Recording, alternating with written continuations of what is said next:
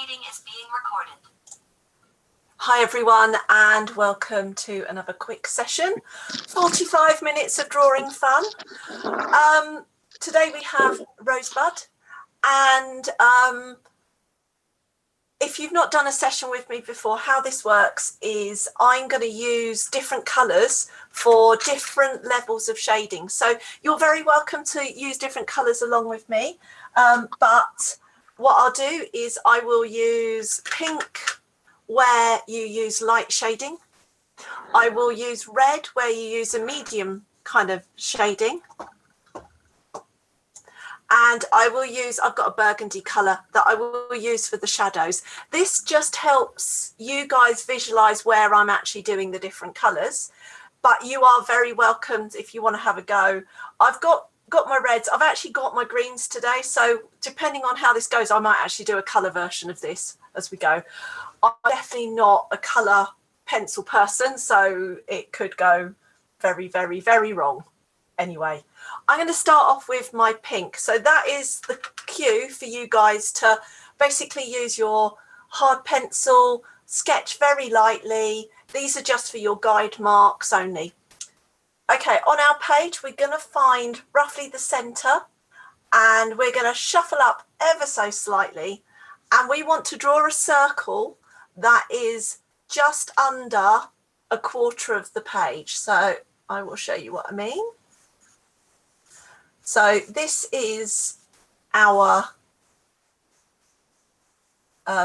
these are our guidelines. You're doing these really faintly just to give yourself, well, a starting point. From our circle, we are going to go about 2/3 of the way up the page from here. I'm going to give myself a little mark. This will be where the top of our rose is. So we then want to give ourselves almost like a little kind of a trumpet shape. Like that. We're going to sort those lines out afterwards. This is just to give us a bit of a guide. We've then got these two curling petals. So we are going to, oh, went out of focus there. I'm going to draw two little lines, just separating from the middle. If I draw a little line there, that's kind of the middle of our circle. We're going to kind of come across. So if this is 6 o'clock, we're going to come to 5 and 7 roughly. From number 5, we're going to do a nice sweeping curve up. I'll pencil that in a little heavier so you can see.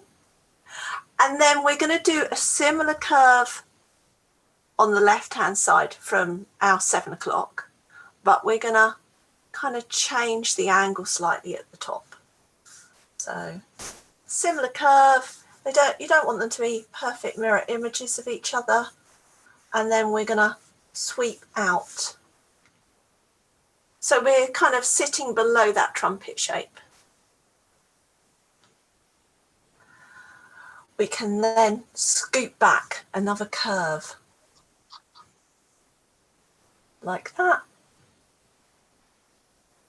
We're going to do another smaller curve, about halfway here. So everyone okay so far? I'm not going too fast. You can give me a little thumbs up if you like. If everyone's being too shy to speak today. Awesome. So we have this petal here. So we don't want it to be as deeply curved as this one. We want it to have a much more shallow curve. So we're going to just much narrower and going much further down. So we've got this almost like a very long leaf shape. We are going to put in, basically we want our kind of central trumpet kind of bit to have 2 steps. So again, we've got a curve going into the middle, and another one coming out to our right hand petal. We're then going to fold. One of the things about drawing roses or painting roses is the way all the petals sort of fold around each other, makes it very complicated. Into our middle line, we're going to put in another curve. And then this back petal, this is really kind of makes the shape of our rose, and this can really throw you off. So we're not doing a circle. This is definitely not circular. You can see it's wider here, comes up, and it's kind of like a square that's been kind of stretched and curved a bit. So what I would recommend doing is continuing your line across your rose in places. And remember, this is your very faint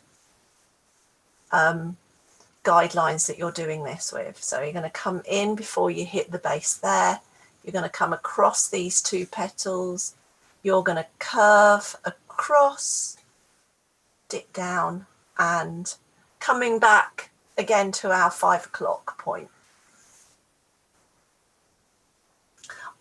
It's so much better to, with your guidelines, to draw over the top of things, because you know when you join those up, like when you'd work on those areas, they join, and you've not got a bit of a petal that's up here and a bit of a petal that's down there, and it doesn't really make sense. And the real key to kind of improving your art is making things make sense.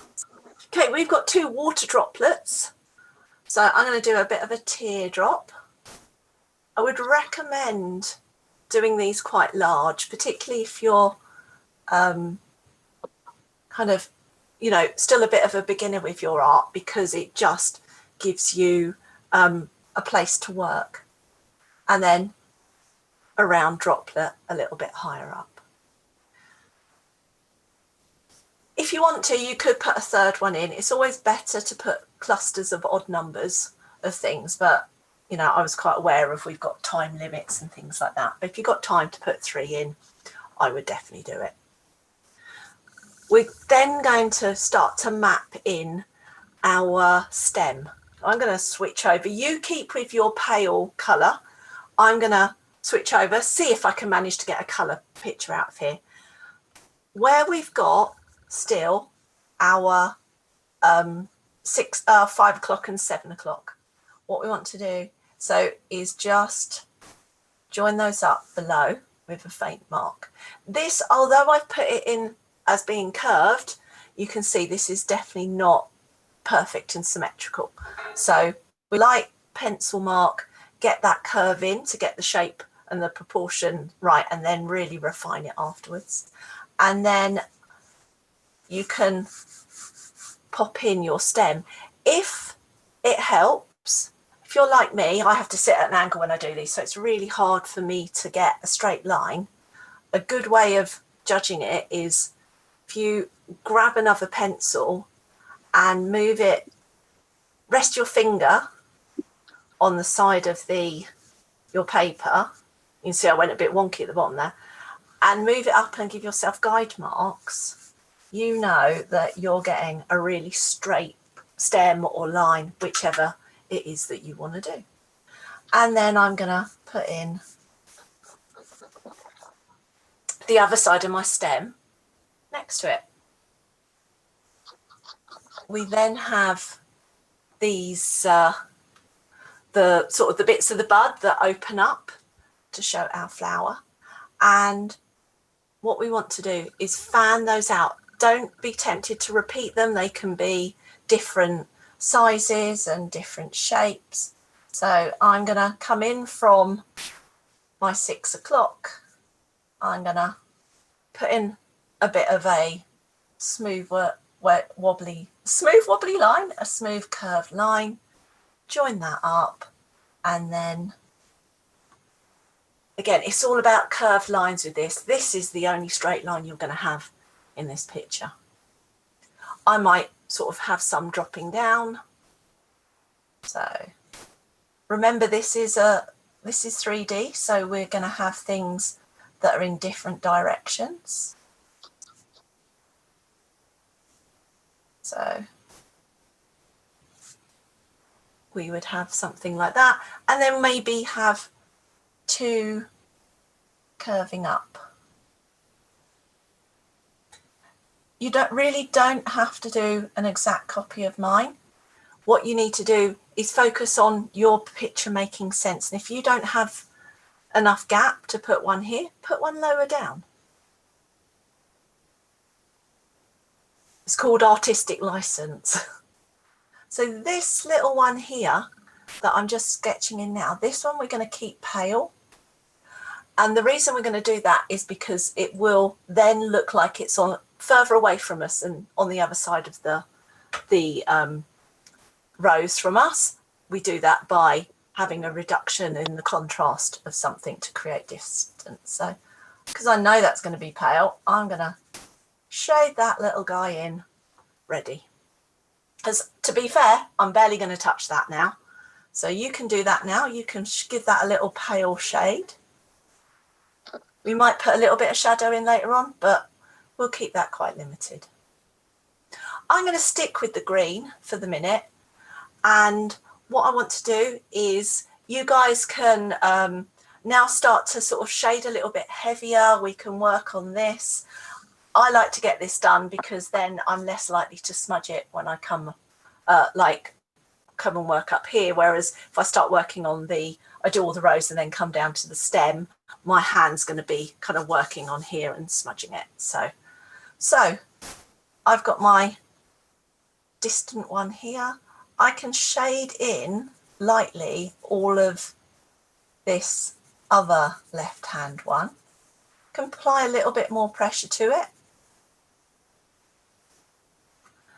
And then if you've got a softer pencil or you want to really apply the pressure, you can start to apply a bit more, add a little bit more depth. This one, this side, it's got a bit of shadow to it, so I'm gonna start to sort of put some shadow in. And what I want to do as well is just where it gets near the rose, I'm going to darken that down as well. I don't want to leave this one totally flat, so I am just going to put in a little bit of shadow. Make it that little bit darker, just at the up near the rose as well. This whole area under here is going to be pretty dark. It's all in shadow, so you can go in straight away if you want. And like I was saying about changing the shape, I'm going to square off one side a bit more than the other, and you can shade that all in.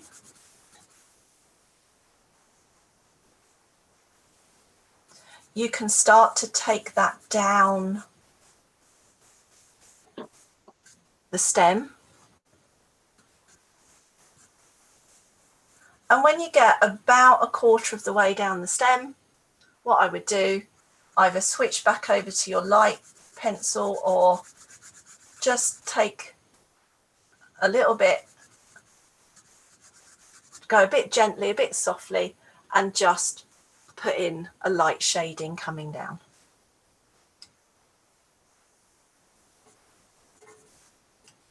You can, if you've got a really dark pencil or can be really heavy, you can go really dark, like verging on black on this right hand corner, going right up.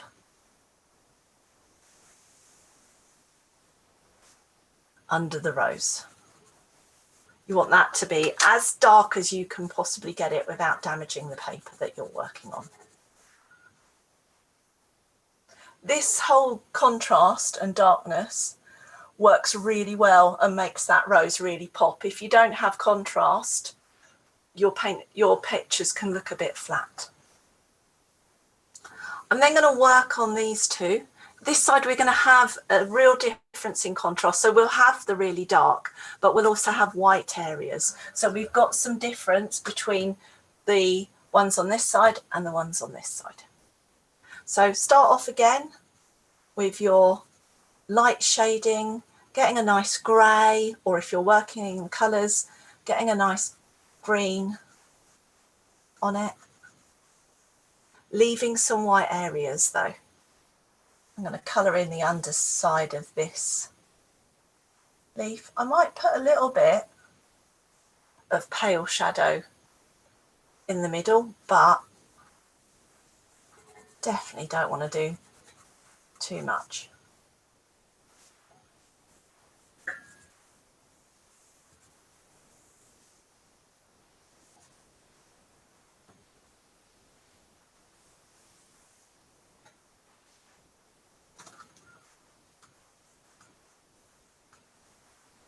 So thinking about there being a side that's facing you and a side that isn't. The underneath of this is going to be in shadow, so this whole area here, I don't want to say you can fudge it, but you don't have to worry about putting that much sort of information in there. It's all in shadow. It can just stay in shadow.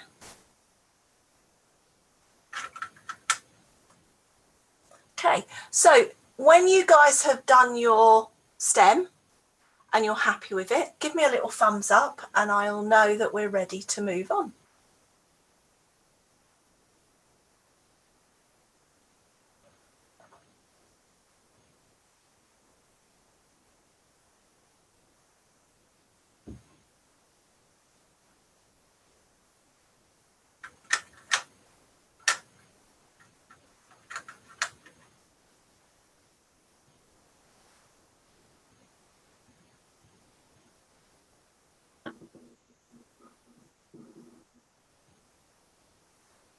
Cool, one thumbs up, awesome.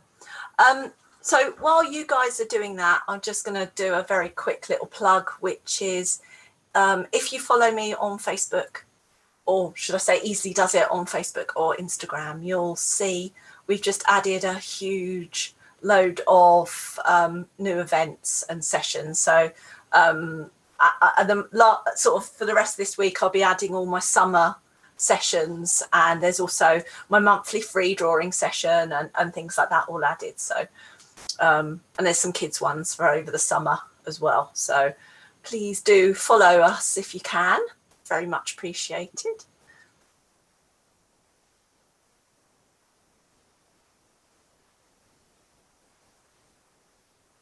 While you guys are still going, what I'm going to do is I'm going to talk about what we'll do next. So I'm going to start you guys off on the water droplets. And I want to do that so that you kind of start to get the idea of like the edges of things and contrasts, because what we're trying to avoid here is putting big, thick, heavy lines around things. Some things to give yourself at this sort of level that we're drawing at, you have to give yourself some guidance, but you don't want to sort of, if you have a look at the water droplets, yes, we've got this heavy line around here, we've got our reflection on the top, but there's no lines on the right hand side of the water droplets, and that's just giving us we don't need to put them there. It's information that our brains do not need. We can look at that without that information and our brain will still fill in the gaps. So once you as an artist can kind of get your head around the fact that you don't have to spell everything out for people, it will improve your work immeasurably. Okay, everyone doing okay? Yeah, awesome. So I've had a few thumbs up, so I might have been looking away at the board when I had some more. So I will carry on because obviously you guys are on your lunch break and need to keep this moving. Right, I'm going to start off with my water droplets. And just like with our leaves here, it's as much about what we leave out as what we put in. So we've got these really bright reflections. So I'm going to use my pink pencil. So that means you're going to just sketch in lightly. I'm going to put in my reflected area. So I'm going to do 3 just so you guys can see it. These are going to be the areas. I've drawn a line around the areas I'm going to leave white. So on my droplet, I'm going to put a very sharp, bright reflection, but also just shaved off, if you can see, the bottom of my teardrop. And if I shade that in now, you can see what I've done. I can do that again with my water droplet, or both of them. And then if I take, so that would be your paler shading. I would then, with my sort of mid-level of shading, just gently shade, go over the middle, darkening the middle, and go right up to your sharp reflection. But you don't want to, you want to keep that lower bit soft. So you might sort of make it a little bit fuzzy, a little bit of light zigzagging over it with your pale to soften your pale pencil.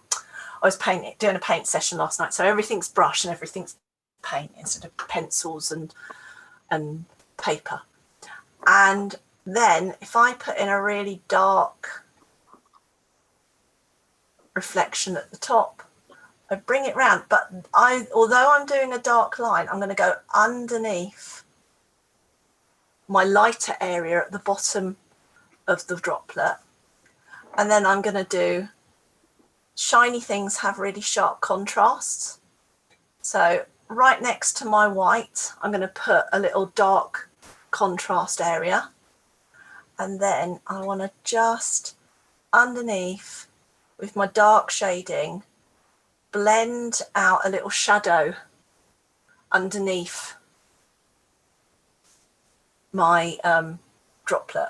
And this is the same on all of them. So you want to just be really soft around the bottom, but really sharp around the top. I'm going to do a similar thing with my round one. So I've got my dark reflection on the top. I might do a little darker bit in the middle. So I might use like a mid colour in the middle. We're going pale around the outside, and then really dark, really sharp around the bottom, and then getting lighter softly outwards from that. I'm going to do it one last time with my little baby one. So dark underneath, fading out softly, and a dark reflection on the top. As things get smaller, don't try and cram so much information in there. You don't have to put every detail in, but you'll kind of just make everything heavy. It's about editing as well. So like I said, about as much about what you leave in and what you take out. This whole kind of area of the rose, it's really pale. There's a shadow cast by this petal here. So I'm going to lightly shade all of this. This is a bit like, well, colouring by numbers, if you like. We're going to now start to divide up all of those guidelines that we've done into different areas of our flower. So I can pop in a light shading over all of that area. And as much as you're tempted to go, oh, well, this curves away from me, so I'm going to go heavy around there, you don't want to do that. You want to keep this area light as possible. And then I'm going to then think about so this is my light shading. I then want some medium shading. So I'm going to draw in this curved line here and put in a little bit of light shadow under there. I'm going to take this up, and then this petal is casting our shadow. So again with the curved lines, and to make this shape look round, we're going to curve the top.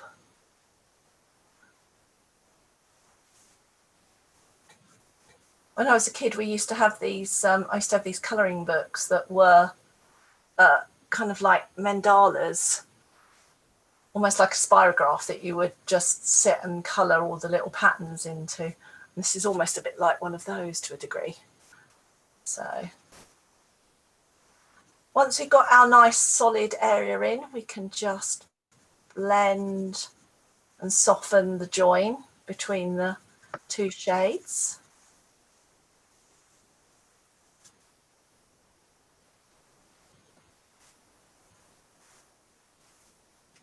And also you can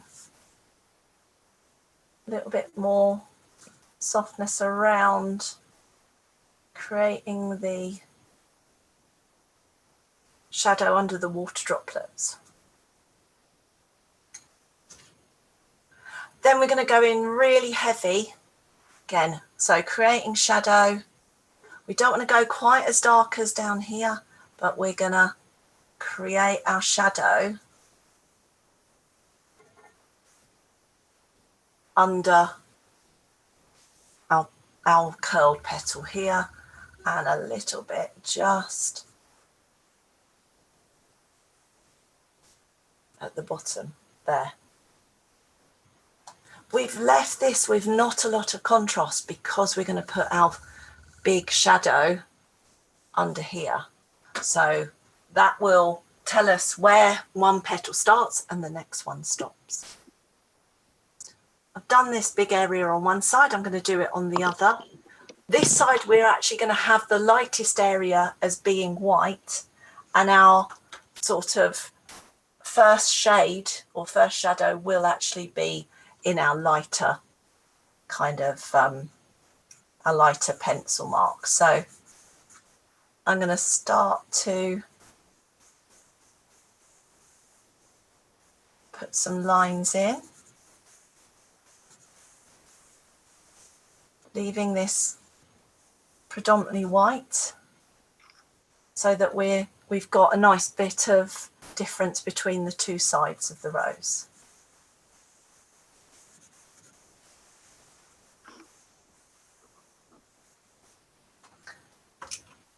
As we work our way up, we're going to start to get a little bit darker. Just like where we thought about not putting this edges into darkness, we can darken this edge, but not, don't want to do it too much because we've got this darker middle bit here. So, and I can start to put in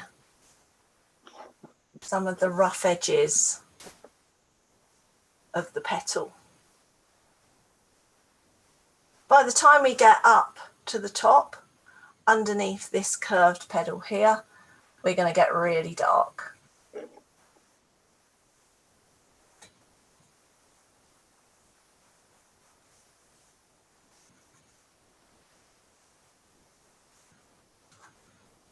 So we've got light shining, and then it's going gradually into shadow. Our central part here is going to be predominantly dark. So I am going to start that all off with a middle kind of tone shade. I'm not even gonna mess about with kind of starting to go too light, starting off light, and I can just start to come up between those two petals, and then where the petals overlap, and particularly where they meet in the middle, we're going to go really dark.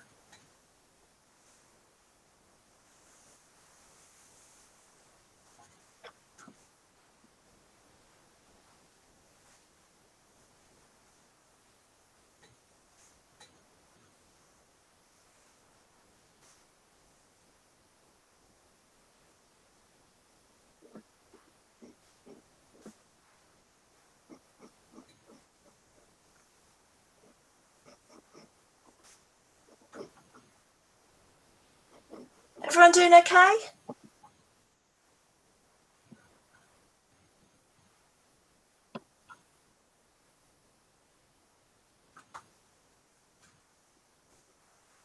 Cool. I'll give you a minute. I know I'm being speedy, so I'll give you guys a minute to kind of catch up, have a quick swig of your drink, and then we'll get going again.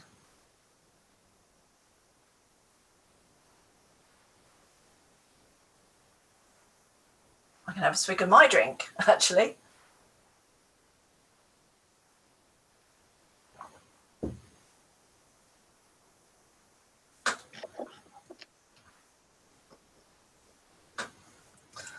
Give my pencils a quick sharpen, and then I'll start again.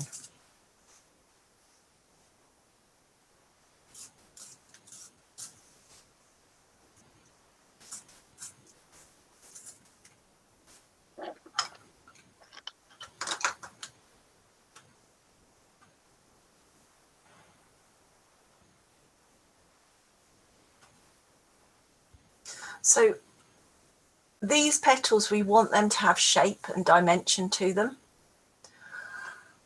And so we, just like we have with these areas, we're going to leave light areas and leave kind of dark areas. We don't want to go too dark at the edges. So don't be tempted to go in and put a really sort of heavy line around those, because the things that are happening in the background will do that job for us. So what I want to do with this particular petal on the left hand side, I'm going to leave a section echoing the shape of the petal white, and I'm going to shade lightly all around that. I can go in and just kind of soften the edges really lightly, because it's not a hard or shiny object, so it wouldn't have sharp edges to the reflection. And then what I want to do is thinking about doing it a little bit heavier around the edge of the underneath of that petal. I'm going to do the same on the inside and the back. I might use a very, very small amount of dark shading, just where you almost like have the fold, but that would be the only bit of dark shading that I want on the curl of that petal, because we want to leave this light for the darkness of the shadow behind it. I'm going to do a similar thing on the right, the curl at the top of the right hand shadow. So I'm going to mark myself a little line down the middle as a guide, and then I'm going to lightly shade either side of that, and you can go over the edges a little bit of it, soften that line that we've just done, but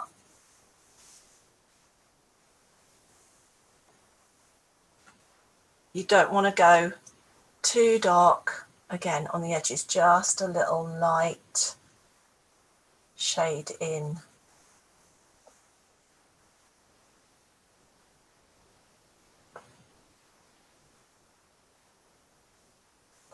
And where the petal goes behind that main central trumpet, you can darken that a little bit.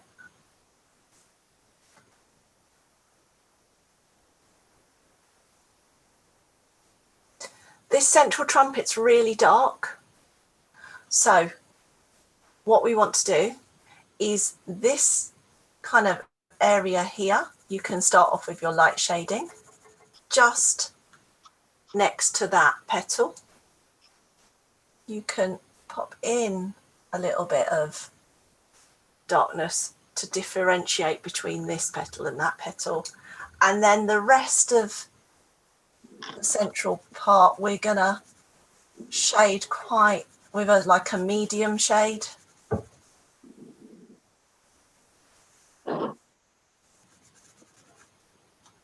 And then we want to go really dark up towards the top.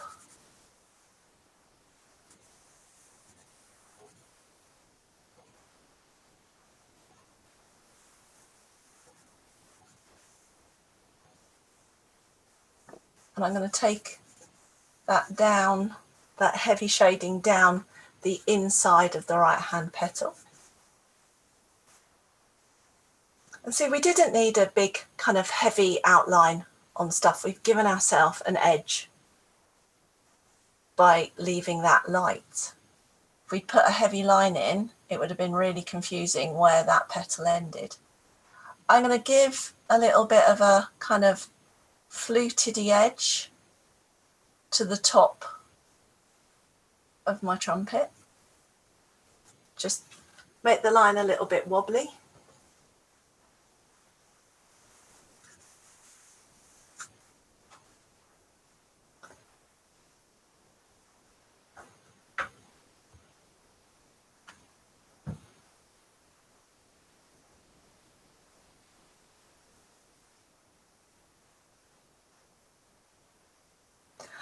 And then the last thing we need to do is this back petal.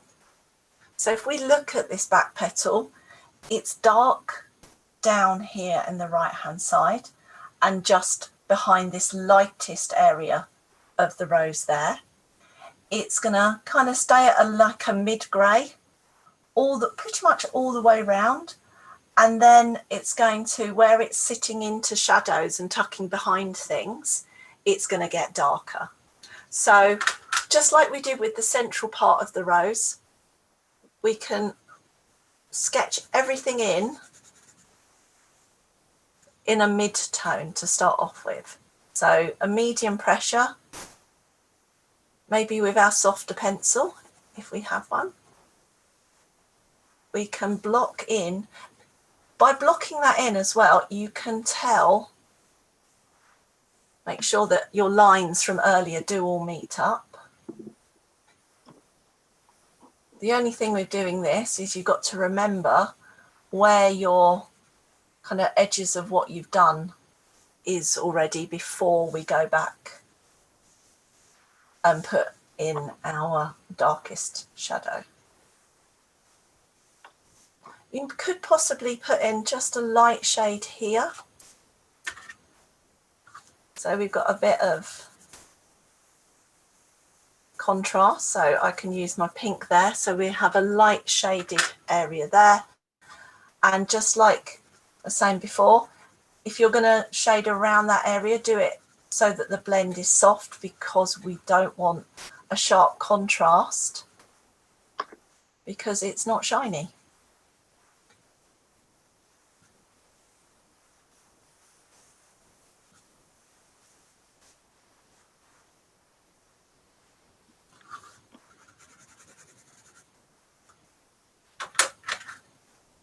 And our darkest areas, again, we're going to avoid putting a big, heavy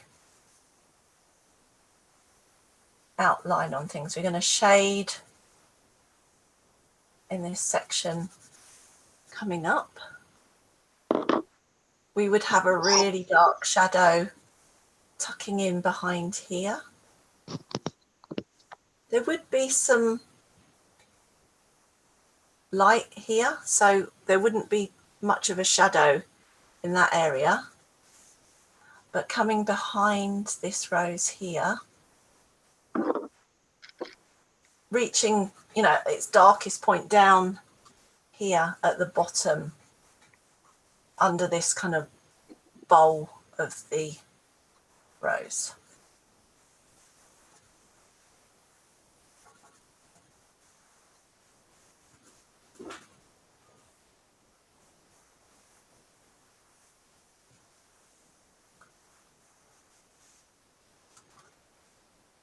And there you can see, by not putting those heavy lines around, it's clear which petal is which. If you want to, you can really go for it with the last bit of dark. My cat's just come in from the cat flap, and she'll no doubt come in and start telling me all about something and shouting at me.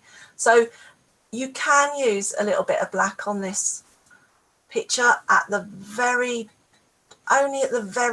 darkest points. So there would be tiny little touches in the very deepest kind of shadowed areas, but nowhere else.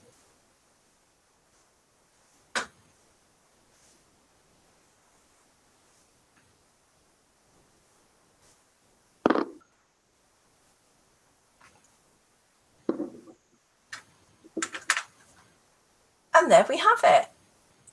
If you've done a really beautiful rose and you want to sign it, I'd normally sign it sort of vertically up the side of the stem. It's always a good idea to date it, even if you just put the year. And as you progress and improve, it's kind of nice to see how much you've kind of got better. I'm going to whip over. I can only see the gallery view on my... Oh, thank you, Lisa. So if anyone wants to show me, I can see the gallery view on my phone. But if you want to be shy, I totally understand that. I'm going to end the recording now. So if you guys do want me to have a look, I'd love to see them. And if you're doing the recording, please, please, please, if you get stuck, you want any advice or just want to show off how brilliant you are, the Artists Hangout group is Easily Does It, Artists Hangout, great place to kind of post your pictures and get some advice, and everyone loves to see it, and everyone is, believe me, your best critic. So take care, and I hope you have a lovely rest of the week.